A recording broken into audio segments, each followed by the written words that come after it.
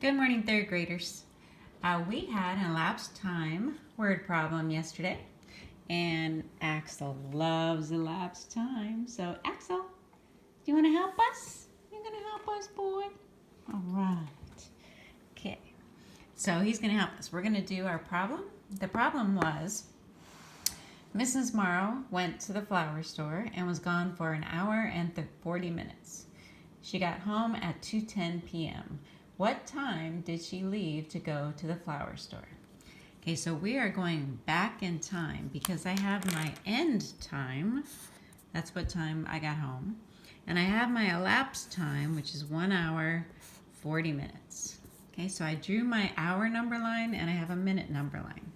So I'm going to go back 1 hour. So back 1 hour from 2:10 would be 1:10. Now if I went back another hour from 1:10, it would be 12:10. But I look up here and I see it's only 1 hour.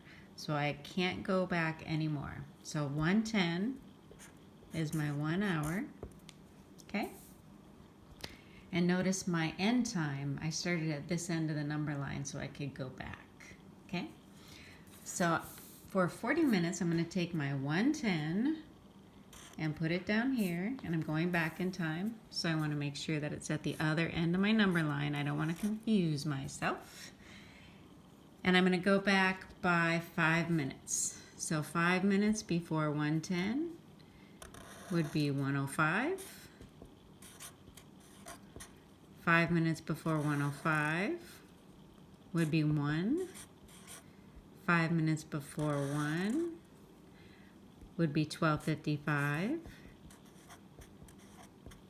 5 minutes before that would be 12:50. I'm trying to keep my time separate. They're a little close. 5 minutes before that would be 12:45. 5 minutes before that would be 12:40. 5 minutes before that would be 12:35. I'm going to count and see if I have 40 minutes yet, because I have 1 hour and I'm looking for 40 minutes. So I have 5, 10, 15, 20, 25, 30, 35. So I need to go back one more time. Now I could write 5, 10, 15, 20, whatever helps you. 25, 30, 35. So I only have to go back 5 more minutes. So I'm not going to make a new number line. I'm just going to, if I can write it, I'm going to extend this number line. If anybody knows where I can get a good phone stand, I'd love for you to tell me. Okay, so from 12:35 until 12:30, and that's another 5 minutes, so 40 minutes. So 12:30 is the time that I left. So I'm going to actually first, before I write that down, I'm going to check my math and how I counted. So 1:10, 1:05. Actually, I'm going to go this way because then I can check and see if I counted by fives. 30, 35, 40, 45, 50, 55, and 60 would be 1 o'clock. 5, 10. Now I could also go back 10 minutes at a time. So if I were to make a new number line, that's a terrible number line. I'm going to make a new number line on a new page. So if I were to make a new number line, I'd start at the 1:10. I'd go back 10 minutes. That would be 1 o'clock. 10 minutes before that would be 12:50. 10 minutes before that would be 12:40. 10 minutes before that would be 12:30.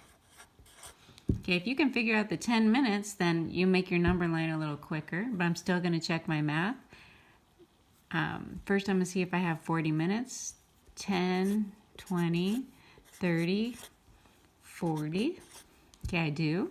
Now 30, 40, 50, 60 would be 0, 0, and 10. Okay, so my math is correct. And that's what I do to check every problem I do. So 1230. So I'm going to reread the question. I'm going to write down what my answer is. I'm going to reread the question, just like every responsible student.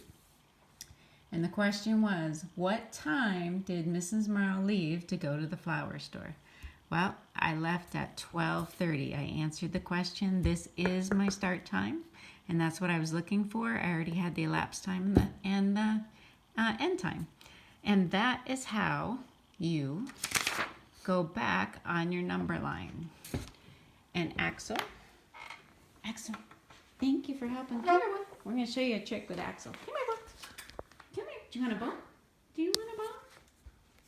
Come here. Come here. I'm going to break it and give him part of it. Okay, sit. Sit, Axel.